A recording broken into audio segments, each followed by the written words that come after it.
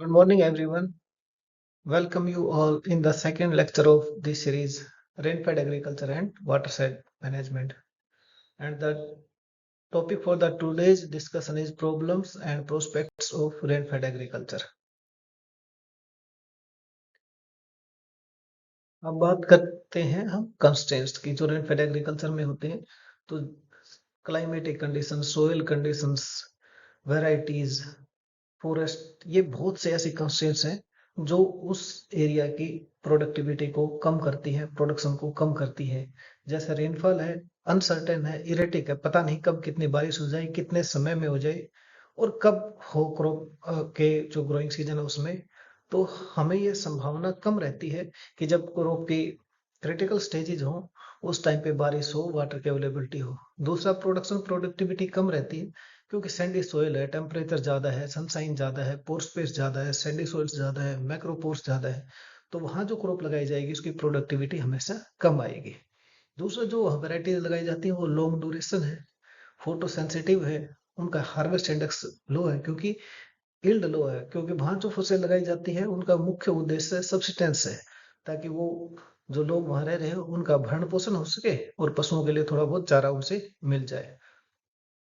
Varieties लंबे duration की है, फोटो सेंसिटिव है, तो इसका मतलब वो फर्टिलाइजर या जो भी इनपुट हम डालेंगे उसके प्रति उसका रिस्पॉन्स भी कम रहेगा।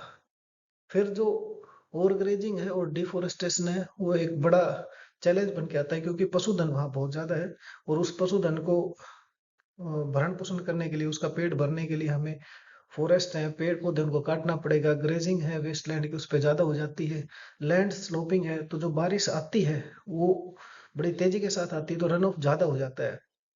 स्लो रिचार्ज होता है सॉइल प्रोफाइल में और सीवियर सॉइल इरोजन होता है, चाहे वो विंड इरोजन हो या वाटर इरोजन हो। अब इन सारी चीजों को मिला के हम ये कह सकते हैं कि जो बेसिक कंस्ट्रेंट जो इस जगह पे होते हैं रेनफेड एग्रीकल्चर के, वो बेसिक रिसोर्स कंस्ट्रेंट्स है। बेसिक रिसोर्स कंस्ट्रेंट्स में क्या आएंगे कि आपके soil, climatic conditions, socio economic में कि वहाँ के जो लोग जीवन यापन कर रहे हैं उनका इकोनॉमिकल स्टेटस कैसा है, और टेक्नोलॉजिकल कंस्ट्रेंट की technological breakthrough rainfed agriculture में कम हुए हैं जबकि इरिगेटेड एरिया में ज्यादा हुए हैं। अब पहला है हमारा बेसिक रिसोर्स कंस्ट्रेंट।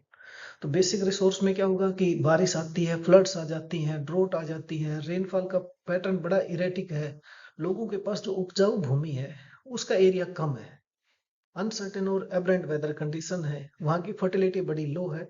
और जब फर्टिलिटी लो है तो जमीन से अगर पानी निकालेंगे तो वो पानी की डेप्थ नीचे होगी, उसके अंदर साल्ट आएंगे तो उससे सैलिनिटी और अल्कलिनिटी बढ़ने के चांसेस ज्यादा रहते हैं। तो और जब इवोपरेशन का और ट्रांसपिरेशन का लोड ज्यादा होगा, क्योंकि वहां पर फॉरेस्ट का एरिया फील्ड्स में कम है, ग्रेजिंग ज्यादा होती है, तो इसका मतलब सूरज की किरणें पृथ्वी पर सीधा पड़ती हैं, तो इवोपरेशन लॉस होगा, तो वाटर बड़ा चैलेंज बन के आता है।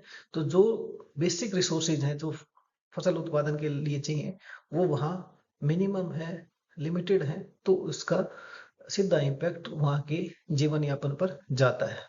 अब दूसरा है सोशल इकोनॉमिक कंस्ट्रेंट्स, यानी एक फार्मर जिसके पास साल में एक ही फसल वो बड़ी मुश्किल से ले पाता है, तो इसका मतलब उसके पास आमदनी कम है, आमदनी कम है तो उसके पास रिजर्व कम है, रिजर्व कम होगा कैश का तो उसके पास जो परचेजिंग पावर है वो भी उसकी कम हो जाती है। सब्सटेंस टाइप ऑफ फार्मिंग है कि उनका मेन उद्देश्य बस इतना है, ज्यादा यील्ड ना आए, एटलीस्ट थोड़ी सी यील्ड हो ताकि उनका काम चल जाए। दूसरा ये है, जब कैश रिजर्व कम है, फैसिलिटीज कम है, तो वो लोग पढ़ाई लिखाई के तरफ जो उनका ध्यान है वो कम जाता है, क्योंकि मेनली जो फोकस है वो उनका उनके भरण पोषण पे ज्यादा जाता है। दूसरा, फिर वो क्रेडिट फैसिलिटी भी ज्यादा ले नहीं पाते, उनको डर लगता है कि क्रेडिट ले लिया हमने, बैंकों से लोन ले लिया और हमारी फसल उत्पादन नहीं हुआ तो वो कैसे उसको रिपेमेंट कर पाएंगे, और इसलिए वो क्या करते हैं, लोकल जो लोग होते हैं उनसे पैसा लेते हैं। अब बैंक के पैसे के बजाय जो बाहर से हम लोन लेते हैं उस पे ब्याज दर भी ज्यादा होती है, तो जो आम जन है वहाँ का सोशो इकोनॉमिक स्टेटस लो होता है। टेक्नोलॉजिकल कंस्ट्रेंट्स, टेक्नोलॉजी का मतलब जो इनोवेशंस होती हैं मोस्टली वहां होंगे जहाँ उत्पादक क्षमता बढ़ने के ज्यादा चांसेस हो, या जहाँ पर वाटर की फैसिलिटी ज्यादा हो, जहाँ की जमीन ज्यादा उपजाऊ हो। तो जितने ब्रेक थ्रू उसमें ज्यादातर हिस्सा हमारा इरिगेटेड एग्रीकल्चर का है। तो अब सबसे बड़ी बात आती है कि टेक्नोलॉजिकल कंस्ट्रेंट में कि सूटेबल जीनोटाइप नहीं है, क्योंकि जीनोटाइप कौन से हैं? जो फोटो सेंसिटिव हैं, जो लॉन्ग ड्यूरेशन के हैं, जो फर्टिलाइजर के प्रति रिस्पॉन्सिबल नहीं है, रिस्पॉन्स देते नहीं। तो अब हमें ऐसे वैरायटीज की, ऐसे जीनोटाइप की, ऐसे आइडोटाइप की जरूरत पड़ेगी जो फोटो सेंसिटिव ना हो, जो फर्टिलाइजर के प्रति रिस्पॉन्स दे, और जिनकी वाटर की रिक्वायरमेंट है वो भी जिनकी कम हो। अब चूंकि वाटर अवेलेबल नहीं है, तो हम वहाँ ज़्यादा पेस्टिसाइड, इंसेक्टिसाइड और फर्टिलाइजर भी यूज नहीं कर पाते, क्योंकि ये सारी चीज इनकी एब्सेंसी तभी बढ़ती है तब सोयल के अंदर एडुकेट मात्रा में मॉइस्चर अवेलेबल हो, यानी कैपिलरी वाटर ज्यादा हो, और कैपिलरी वाटर वहाँ कम है तो फर्टिलाइजर का और हर्बिसाइड का, पेस्टिसाइड का अच्छा रिजल्ट भी नहीं आता, टॉक्सिसिटी बढ़ने के चांसेस ज्यादा रहते हैं। इसलिए जब तक ये बाहर से इनपुट नहीं डालेंगे तो यील्ड नहीं बढ़ेगी। तो ये बड़ा टेक्नोलॉजिकल कंस्ट्रेंट है रेनफेड एग्रीकल्चर में। अब प्रोस्पेक्ट्स ऑफ रेनफेड एग्रीकल्चर, हम जानते हैं कि ड्राई फार्मिंग या ड्राई लैंड फार्मिंग या रेनफेड फार्मिंग, ये वो एरिया है जहाँ से हमारी कुछ ऐसी फसलें जिनकी 80-90% तक जिनका प्रोडक्शन वहीं से आते हैं, जैसे कॉटन है, मिलेट्स हैं, ऑयल सीड क्रॉप्स हैं, ये ज्यादातर रेनफेड एग्रीकल्चर में आते हैं। और जब इतना बड़ा पैदावार बिना संसाधन होने के कारण भी हम ले पाते हैं, तो इसमें बहुत सी संभावनाएं हैं। अगर हम रेनफेड एग्रीकल्चर में काम करें तो 3 प्रकार के मुख्य प्रोस्पेक्ट जो निकल के आते हैं। एक तो है क्रॉप प्रोडक्शन का, कि अगर हम किसी तरह वहाँ वाटर की अवेलेबिलिटी कर दें, जमीन के अंदर ऑर्गेनिक कार्बन को बढ़ाने की कोशिश करें, कंजर्वेशन टिलेज करें, तो सोयल के अंदर ऑर्गेनिक कार्बन बढ़ेगा, एग्रीगेट बढ़ेंगे, एग्रीगेट की स्टेबिलिटी बढ़ेगी, अल्टीमेटली सोयल की जो प्रोडक्टिविटी है, फर्टिलिटी, वो बढ़ेगी। दूसरा है एग्रो फॉरेस्ट्री, कि वहाँ ज्यादातर एरिया खाली पड़ा है, अगर हम वहाँ जो रीजनल प्लांट्स हैं जो वहाँ सरवाइव कर पाते हैं, उनके साथ अगर हम एग्रीकल्चर क्रॉप्स का लें, तो वो विंड ब्रेक और शेल्टर ब्रेक का काम करेंगी। जब विंड्स तेज गर्म हवा चलेंगी तो वो चेक करेंगे हवा की स्पीड को, हवा की स्पीड चेक होगी तो इसका मतलब इवोपरेशन का लोड कम होगा, तो जमीन के अंदर ज्यादा समय तक मॉइस्चर अवेलेबल रहेगा। तो एग्रो फॉरेस्ट्री भी एक अच्छा प्रोस्पेक्टिव हो सकता है रेनफेड एग्रीकल्चर का। दूसरा है animal husbandry with pasture management. हमने भी देखा होगा जो लोग रेनफेड एरिया से हैं, जैसे हमारे आसपास लगता है राजस्थान, तो वहां से जो लोग हैं पशु लेके हजारों की मात्रा में हरियाणा, पंजाब की तरफ, उत्तर प्रदेश की तरफ मूव करते हैं। तो इसका मतलब उनके पास पशुधन बहुत है। अगर हम वहाँ ऐसा कोई जो श्यामला जमीन है या जिनकी लैंड होल्डिंग ज्यादा है, उसके ऊपर पास्चर का मैनेजमेंट करें, उस एनिमल हस्बेंड्री को, ताकि ऑफ टाइम पे भी फूड अवेलेबल हो, फूड अवेलेबल हो, तो उन लोगों को मूवमेंट नहीं करना पड़ेगा। और दूसरा, जब एग्रो फॉरेस्ट्री के साथ होगी तो कैटल्स के लिए तो फीड मिलेगा, फोडर मिलेगा, और जब माइक्रो क्लाइमेट चेंज होगी तो वहां से प्रोडक्शन भी आएगा, पास्चर भी बनेगा। तो ये तीनों तकनीक हम साथ लगा के ऐसे प्रोस्पेक्टिव पे काम करके हम रेनफेड एग्रीकल्चर की जो वेरिएबल क्लाइमेट है और अनसर्टेन यील्ड आती है, उससे हम निजात पा सकते हैं। अब प्रॉब्लम्स होती क्या है मेनली, जो हमने पहले भी डिस्कस की। तो एक तो रेनफॉल तो सबसे बड़ा कारण है, क्योंकि बिना पानी के तो क्रॉप संभव नहीं है। दूसरा, लेंथ ऑफ ग्रोइंग पीरियड यहाँ का बहुत छोटा है, मानसून का भी बहुत छोटा पीरियड है, और वो बहुत कम समय में वो मानसून की बारिश हो जाती है रेनफेड एरिया में, तो उसको कंजर्व नहीं किया जा सकता। तो हम कंजर्वेशन की तरफ जाकर हम इसको ठीक कर सकते हैं। अर्ली ऑनसेट और लेट ऑनसेट और अर्ली सीजन हो जाता है रेन का, तो वो भी दिक्कत करता है कि अगर लेट होगा तो वैरायटीज के लिए, क्योंकि लॉन्ग ड्यूरेशन है, वो उसका ग्रोइंग पीरियड पूरा नहीं होगा, वेजिटेटिव ग्रोथ पूरा नहीं होगी, और जब वेजिटेटिव ग्रोथ पूरा नहीं होगी तो अल्टीमेटली हमारे पास जो उसकी प्रोडक्शन के कारक कारक है, जैसे नंबर ऑफ टिलर्स हैं, स्पाइक है, नंबर ऑफ ग्रेन्स हैं, नंबर ऑफ बोल्स हैं, ये हमारी कम रह जाएंगी, सीमित रहेंगी, क्योंकि उसकी वेजिटेटिव ग्रोथ ज्यादा नहीं हुई। तो ये कारण, अगर लेट ऑनसेट होता है और अर्ली मानसून खत्म हो जाता है, तो दोनों कारण फसल के लिए बड़े नुकसानदायक है। प्रोलॉन्ग ड्राई स्पेल्स आते हैं, कि एक बार बारिश होगी फिर कुछ दिन बारिश ही ना हुई, तो सैंडी सॉइल्स हैं, गर्मी ज्यादा पड़ेगी, सनसाइन ज्यादा है, सनसाइन आवर ज्यादा है, और इंटेंसिटी हीट की ज्यादा है, तो वह जो सोयल का सरफेस है उससे इवेपोरेशन लॉस बढ़ता है, क्योंकि जब तक सोयल का कवर बनता नहीं, सोयल के ऊपर क्रॉप का, और जब तक कवर क्रॉप्स नहीं बनेगी तब तक तो इवेपोरेशन का लोड ज्यादा रहेगा। तो जो ड्राई स्पेल्स हैं, ये सीडलिंग स्टेज में, टिलरिंग स्टेज में आते हैं, वो फसल की गुणवत्ता के साथ साथ उसकी जो यील्ड एट्रीब्यूटिंग करेक्टर्स हैं उनको कम करती है। पुअर फर्टिलिटी और लो मॉइस्चर रिटेंशन दोनों बड़े कारक हैं। पोर स्पेस बड़ा है, सैंडी सोइल्स हैं, ऑर्गेनिक मैटर का जो है वो कम है, तो जो हम अप्लाइड करते हैं बाहर से इनपुट, उनकी भी एफिशिएंसी कम ही रह जाती है।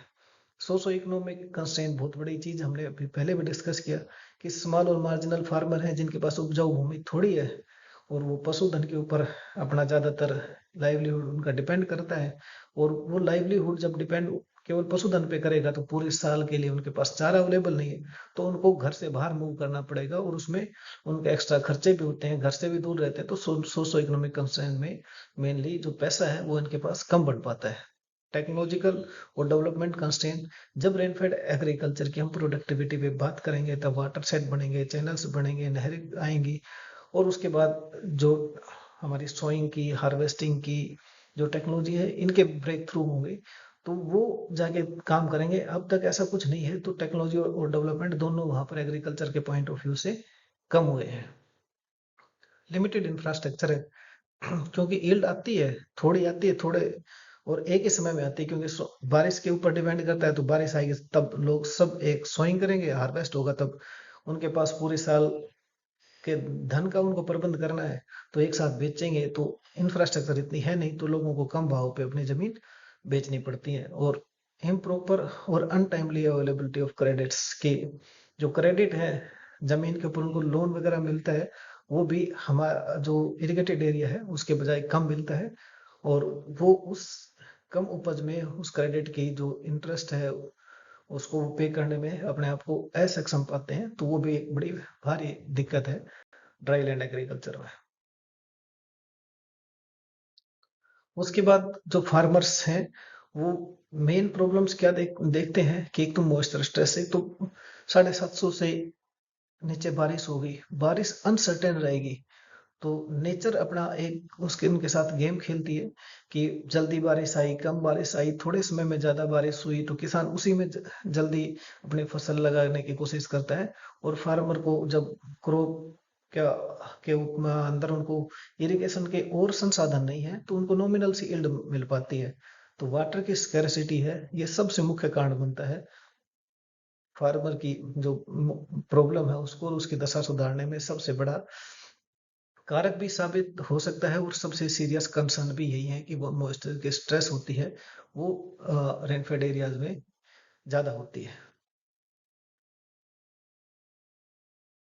अब बात आती है बारिश का, जो वाटर जो लॉस हो जाता है उसको कैसे स्टोर कर सकते हैं, क्योंकि हमें पता है कि रेनफेड एग्रीकल्चर की करेक्टरिस्टिक है कि बारिश कम होती है, थोड़े समय में होती है और ज्यादा स्पीड से होती है। तो इसका मतलब वाटर हो किसी न किसी तरह से लॉस होगा, जिसमें एक्सेसिव जो लॉस होता है वो रन ऑफ के का कारण बनता है। कहीं कहीं ऐसी हालत भी हो जाती है कि फ्लड आ जाती है, थोड़ा जो ताल की भूमि होती है जहाँ फसल होने की संभावना हुआ वाटर लॉगिंग हो जाती है और ऑलरेडी जो फसल खड़ी होती है वो स्पॉइल भी हो जाती है।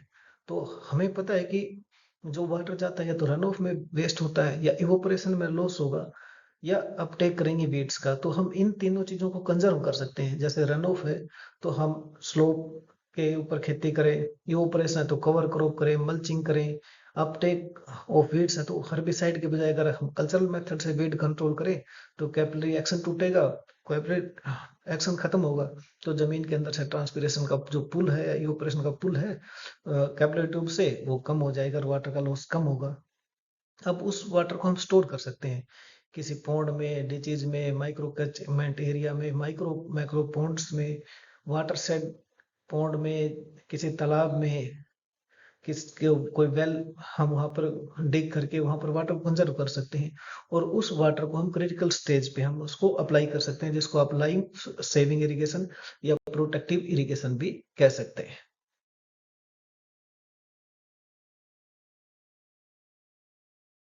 अब ईयर राउंड स्टोरेज और retention of moisture till the crop needs, जैसे भी हमने पहले भी डिस्कस किया कि अगर खेती को उपजाऊ करना है तो हमें उन सारे लॉसेज को जो थोड़े समय में बारिश होती है उसके बाद लॉस हो जाता है, उस लॉस हुए पानी को हमें कैसे किसी भी तरीके से बचाना है। चाहे वो परकोलेशन का लॉस हो, चाहे सीपेज का लॉस हो, इवापोरेशन या ट्रांसपिरेशन का लॉस हो। तो अगर हमें खेती को प्रॉफिट में लेके आना है तो हमें इन लॉसेज को बढ़ाना पड़ेगा। तो हमें क्या करना पड़ेगा, हमें वहां पर पॉन्ड्स की स्थापना करनी पड़ेगी, मल्चिंग करनी पड़ेगी, कवर क्रॉप्स पे ज्यादा ध्यान देना पड़ेगा, स्ट्रिप क्रॉपिंग करेंगे ताकि वो जितनी हो सके सोयल का सरफेस बैरन ना रहे। और जो वीड्स होती हैं उनको हमें कल्चरल मेथड से फील्ड से आउट करना पड़ेगा ताकि प्लांट के और क्रॉप के बीच में, क्रॉप प्लांट के बीच में और वीड के बीच में वाटर के प्रति कम से कम उनका आपसी कंपटीशन ना रहे। अब जो वाटर हमने रिटेन किया जब क्रॉप की नीड है, अब उसको स्टोर करके उसको स्किलफुल मैनेज करना है कि हमें ये वाटर हमारे पास अवेलेबल है तो हमें केवल क्रिटिकल स्टेज के ऊपर मेन ध्यान देना है। जैसे गेहूं की अगर बात करें कि वहां का किसान अगर गेहूं लेना चाहता है और उसके पास दो ही पानी बन पाते हैं, तो पहला पानी वो कब देगा, क्रिटिकल स्टेज पे देगा, क्योंकि अगर उस पे नहीं दिया तो फसल के होने की संभावना नहीं है। दूसरी उसका है फ्लावरिंग टाइम पे या एंथेसिस टाइम है, उस पे उसकी वो इरिगेशन दे ताकि वो उसका खर्चा भी कम पड़े और उसको यील्ड की जो प्लेंटी है वो भी कम से कम लगे। तो हम ऐसा कुछ करके क्रिटिकल स्टेज का ध्यान रख के क्रॉप वैरायटी चेंज करके फोटो इनसेंसिटिव वैरायटीज की तरफ जाके हम इस प्रॉब्लम को टैकल कर सकते हैं कि जो वाटर है वो ईयर राउंड भी रहे और उसकी क्रिटिकल स्टेज पे दे तो हमारे पास क्रॉप हमारी पूरी वाटर स्ट्रेस के कारण फेल भी ना हो। अब prevention of direct evaporation loss, तो ये तो बहुत आसान है। हमने हमने इस पहली पिक्चर में भी आप देख सकते हैं कि जो फसल लगाई या तो वैसी हो वो जल्दी ग्राउंड को कवर कर ले, या हमें पिछले साल का जो स्ट्रा है, भूसा है, वो डाल देना चाहिए। और वो धीरे धीरे जब डिग्रेड होगा तो ऑर्गेनिक कार्बन भी बढ़ेगा सॉइल के सरफेस पे। और जब ऑर्गेनिक कार्बन बढ़ेगा तो अल्टीमेटली हम सबको पता है कि वाटर की रिटेंशन की पावर भी सॉइल की बढ़ेगी और जो क्रॉप फेलियर के चांसेस होते हैं वो हमारे कम हो जाएंगे। अब रेगुलेशन ऑफ वाटर, अब हमारे पास जो वाटर अवेलेबल है या हमने जो स्टोर किया या हमारे कुएं में भी पानी है, तो हमें ये ध्यान रखना चाहिए किसी तरीके से हमें वो सारी टेक्नोलॉजीज का और इनोवेशन का यूज करना चाहिए जिससे हम पानी के लॉस को बचा सके।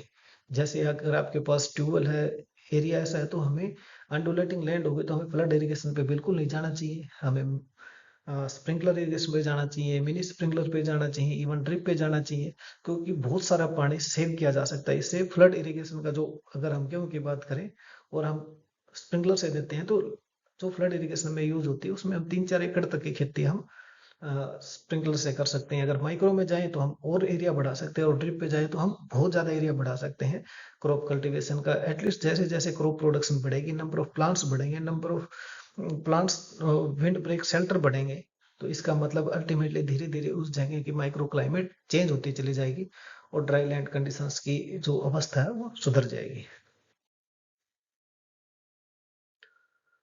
अब बड़ा कारण है disposal of dry farming products. एक तो ये पता चलता है कि फार्मर क्या करता है, वहाँ सारी एक जैसी वैरायटी, एक जैसा क्लाइमेट है, एक जैसी क्रॉप लगती है। अगर आप राजस्थान की तरफ मूव करोगे तो आप देखोगे कि लगभग पूरा एरिया एक जैसी क्रॉप का भरा हुआ है। तो किसान जब एक फसल बोएगा, एक इस समय पे बोएगा कि बारिश का पानी, बारिश होने के बाद बोए या कंजर्व वाटर पे उसकी बिजाई करे, तो वो हार्वेस्ट भी एक टाइम पे होगी। जब वो हार्वेस्ट एक टाइम पे होगी, बहुत सारा जो प्रोड्यूस है वो मार्केट में रहेगा। तो उसके बाद वो जो मिडल मैन होते हैं उनके पास पूरा समय होता है और वो इस पोजीशन पे होते हैं कि वो उसको कम रेट पे खरीदें, क्योंकि बेचने वाले बहुत हैं, खरीदार कम है। तो अब उसको बेचने वाले बहुत ज्यादा हो गए तो उनको कम प्राइस पे बेचना पड़ेगा, क्योंकि साल भर और तो कोई वहां से इनकम जनरेट होनी नहीं खेती से, और किसान को पूरे साल का उससे खर्चा निकालना है, तो किसान तभी उसको कम प्राइस पे बेच देता है। तो जो डिस्पोजल का सिस्टम है ड्राई फार्मिंग का, वो क्वालिटी और क्वांटिटी दोनों के आधार पे तो और बेहतर रिजल्ट आ सकते हैं, क्योंकि वहां की क्वालिटी बेहतरीन होने के चांसेस ज्यादा है। सिलेक्शन ऑफ लिमिटेड क्रॉप्स, जैसा कि हम जानते हैं वहां पर ऑयल सीड, पल्सीज या मिलेट्स की खेती ज्यादा होती है, क्योंकि ये ड्रोट रेजिस्टेंट क्रॉप है। अब ये होती है, अब किसान को ये का ये इन वेराइटीज में भी या इन क्रॉप्स में भी कम ही ऐसी वेराइटीज हैं जिनको वो चेंज कर सकते हैं। अब जो पुराने समय से जो वेराइटी चलती आ रही है वो बड़ी लंबे समय लेती हैं और फर्टिलाइजर का रिस्पॉन्स भी नहीं करती। अगर हर्बिसाइड इंसेक्टिसाइड डालते हैं तो उसके भी एडवर्स रिजल्ट आते हैं, क्योंकि उनके अपटेक और डिग्रेड करने के लिए हमें वाटर की रिक्वायरमेंट होती है, मॉइस्चर की रिक्वायरमेंट होती है, और वही सबसे ज्यादा लिमिटेड है रेनफेड एग्रीकल्चर में। तो हमें जो सिलेक्शन है क्रॉप का वो भी धीरे धीरे चेंज करना पड़ेगा और ऐसी वैरायटियां, ऐसे आइडोटाइप्स की जरूरत पड़ेगी जो लिमिटेड सिलेक्शन है उसको वास्ट कर सके। अब है केयरफुल और जुडिशियस मैन्यूरियल शेड्यूलिंग। एक हमें पता है कि मॉइस्चर कम है, थोड़ा समय है, तो ज्यादातर जो फर्टिलाइजर है, मैन्योर्स हैं, वो स्टार्टिंग में डाल देते हैं हम क्रॉप के सोइंग से पहले। और जो फर्टिलाइजर हमने डाल दिया सारा का सारा, चाहे एन हो, चाहे पी हो, चाहे के हो, तो जमीन के अंदर फिक्स होने के ज्यादा चांसेस रहते हैं, क्योंकि पूरी जो लेंथ है सीजन की, वो क्रॉप को नीचे से न्यूट्रिएंट्स को लेना होता है। और जैसे जैसे क्रॉप बढ़ती जाएगी, वैसे वैसे क्रॉप की न्यूट्रिएंट की रिक्वायरमेंट बढ़ेगी और वाटर की भी रिक्वायरमेंट बढ़ेगी। और जब वाटर शॉर्टेज में आ जाएगा, तो इसका मतलब ट्रांसपिरेशन पुल भी स्लो हो जाएगा। प्लांट की जो एक्टिव मेटाबॉलिज्म वो एक्टिवेट हो जाएगा, पैसिव एब्जॉर्प्शन नहीं होगा। तो एक्टिव एब्जॉर्प्शन में उन न्यूट्रिएंट्स को और वाटर को एब्जॉर्ब करने के लिए प्लांट को बहुत सारी एनर्जी लगानी पड़ेगी। और जिसके कारण जो हमारा फर्टिलाइजर शेड्यूलिंग है वो मीनिंगलेस हो जाता है, वेस्ट जाता है उसका बहुत सारा हिस्सा। क्योंकि प्लांट को अपनी भरण पोषण में वो सारा लगाना पड़ जाता है, उसको जो फोटोसिंथेट्स हैं उसको स्टोर नहीं कर पाती। जब स्टोर नहीं कर पाती तो प्रोडक्शन इंप्रूव नहीं हो पाती, प्रोडक्शन कम रहती है। तो ऐसी जगह पे हम किसान को सजेस्ट कर सकते हैं कि फोलियर एप्लीकेशन की तरफ वो जाए, जिससे कि न्यूट्रिएंट्स इजिली प्लांट एब्जॉर्ब कर सके और उनको सिंथेसाइज करके हमारे लिए जो वैल्यूएबल प्रोड्यूस है उसमें कन्वर्ट करने में सहायक हो। यूटिलाइजेशन ऑफ प्रिजर्व्ड मॉइस्चर, यानी जो मॉइस्चर क्रॉप ने किसी तरह प्रिजर्व कर लिया, तो हमें ऐसी वेराइटीज की तरफ ध्यान देना पड़ेगा जिनका रूट सिस्टम जो आइडोटाइप्स होंगे वो वेल डेवलप्ड हो, वो नीचे डेप्थ तक जा सके। और जब डेप्थ तक जाएगा तो इसका मतलब सोयल की प्रोफाइल के नीचे जैसे भी वो पानी को खींच सकता है। और जो न्यूट्रिएंट्स लीचिंग के द्वारा, भारी बारिश होती है कम समय में, तो लीचिंग हो जाती है, तो जो न्यूट्रिएंट्स क्रॉप के जो रिक्वायर्ड एरिया उससे नीचे चले जाते हैं, वो फिर वेस्ट चले जाते हैं। तो क्रॉप जिनका रूट सिस्टम वेल डेवलप होगा, वो क्या करेंगे, उन न्यूट्रिएंट्स को ले जाते हैं ऊपर की तरफ, और यील्ड पर यूनिट एरिया बढ़ जाती है। तो हमें ये ध्यान रखना है, ये सारा कब हो सकता है, जब हमारा क्रॉप का सिलेक्शन बढ़िया हो, हमारा वाटर कंजर्वेशन की टेक्निक्स बढ़िया हो, और उसके बाद जो वाटर हमारे पास है उसको हम मीनिंगफुल या स्पेशल टेक्निक से अप्लाई करें, ताकि क्रॉप को स्ट्रेस ना झेलना पड़े। अब उसके बाद आती है क्वालिटी ऑफ द प्रोड्यूस। हम देखते हैं कि जब क्रॉप पूरी तरह डेवलप होने को आती है, जब उसका हार्वेस्ट मैच्योरिटी के फिजियोलॉजिकल मैच्योरिटी की तरफ क्रॉप जाती है, तो उसको वाटर की बहुत रिक्वायरमेंट पड़ती है। और जब वो एंथेसिस होने के बाद जब मैच्योरिटी की तरफ बढ़ेगा, तो ग्रेन के अंदर जो न्यूट्रिएंट्स हैं या फोटोसिंथेट है, उनको एक्युमुलेट होना स्टार्ट होना पड़ता है। लेकिन जब पानी की कमी रहेगी, तो ऑब्वियसली हम जानते हैं कि जब पानी कम रहेगा, तो इसका मतलब ज्यादातर एनर्जी जो फोटोसिंथेसिस की होगी वो किस में कन्वर्ट होगी, प्लांट के मेटाबॉलिज्म में कन्वर्ट हो जाएगी, ताकि किसी तरह से ट्रांसपिरेशन पुल को सही मेंटेन किया जा सके और हार्श इन्वायरमेंट गर्मी है उसके प्रकोप से बचा जा सके। तो जो ऊपर के ग्रेन्स होते हैं वो आपने भी देखा होगा, हमारे यहाँ अगर गर्मी ज्यादा पड़ जाती है, जैसे अब गेहूं की फसल है हमारे पास, अगर फरवरी के लास्ट में अगर गर्मी ज्यादा होगी, तो एंथेसिस के बाद ग्रेन फिलिंग ऊपर की तरफ कम होगी, तो दाने बहुत बारीक बनेंगे, लस्टर कम होगा, व्रिंकल्ड ग्रेन्स होंगे। और जब हम उसकी थ्रेसिंग करेंगे, तो वो जिस साइड से थ्रेसर से स्ट्रा निकलता है उस साइड से निकल जाएंगे, तो उनकी क्वालिटी भी कम होती है। तो जो क्वालिटी होती है प्रोड्यूस की, वो बहुत कुछ वाटर की अवेलेबिलिटी पर डिपेंड करता है। जो फोडर की क्वालिटी होती है वो भी मॉइस्चर पर डिपेंड करती है। तो अगर हमें वहाँ पशुधन रखना है और उनको अच्छी क्वालिटी का प्रोड्यूस हम उनसे प्राप्त करें, दूध है चाहे मीट है, तो हमें एक तरह की क्रॉप ना लगाकर उसमें मिक्स क्रॉप कर देनी चाहिए। क्योंकि एक डीप रूटेड होगी, एक सैलो रूटेड होगी, एक मिलेट्स होगी, एक सीरियल्स होगी, एक फोटर में आएगी। तो जो पशु वहाँ है उनको मिक्स्ड प्रकार की डाइट मिलेगी, तो उस उनके अंदर जो न्यूट्रिएंट्स की डेफिशिएंसी है वो कम होगी, और उनका जो बाय प्रोडक्ट बनेगा या उनका जो प्रोड्यूस ह्यूमन बींग कंज्यूम करेंगे उसकी क्वालिटी भी अच्छी होगी। अब हम वो अप्रोचेज या प्रैक्टिसेस के ऊपर डिस्कस करेंगे जो इस ड्राई लैंड एरिया की क्रॉप प्रोडक्शन को बढ़ा सकती है।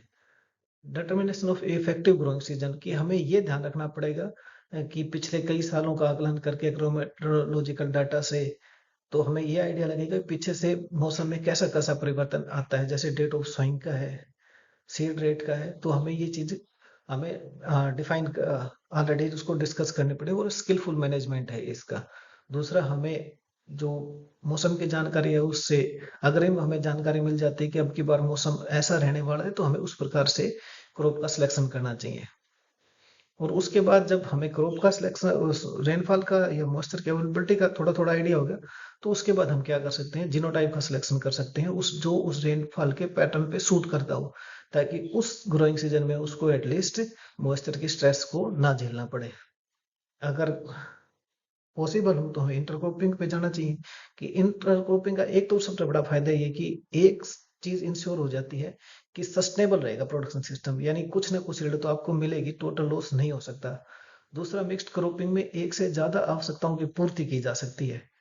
तीसरी बात, जो इरोजन है विंड का हो चाहे वाटर इरोजन, वो इंटरक्रॉपिंग में कम होता है, क्योंकि एक इरोजन परमिटिंग होती है, एक रजिस्टिंग क्रॉप होती है, एक की हाइट ज्यादा होती है, एक की कम होती है, एक की रूट्स नीचे तक जाती है, एक की ऊपर रहती है। इसका मतलब वो हर तरह से तालमेल बैठ जाता है उनका।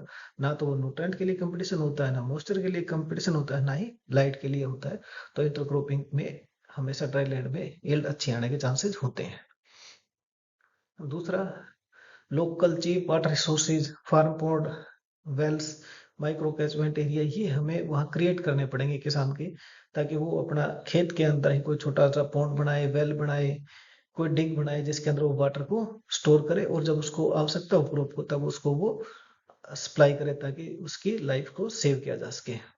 एग्रीकल्चर के टूल हैं, इम्प्लीमेंट है, प्रैक्टिसेस है, रिकमेंडेशन है, वो बड़ी प्रिसाइज होनी चाहिए। जैसे जैसे क्लाइमेट में वेरिएबिलिटी आती है, तो किसान के पास ऐसी इनोवेट करके ऐसी ज्ञान अवेलेबल होना चाहिए कि उसको अगर फसल के अंदर होने वाले नुकसान से उस क्लाइमेटिक कंडीशंस में बचाया जा सके।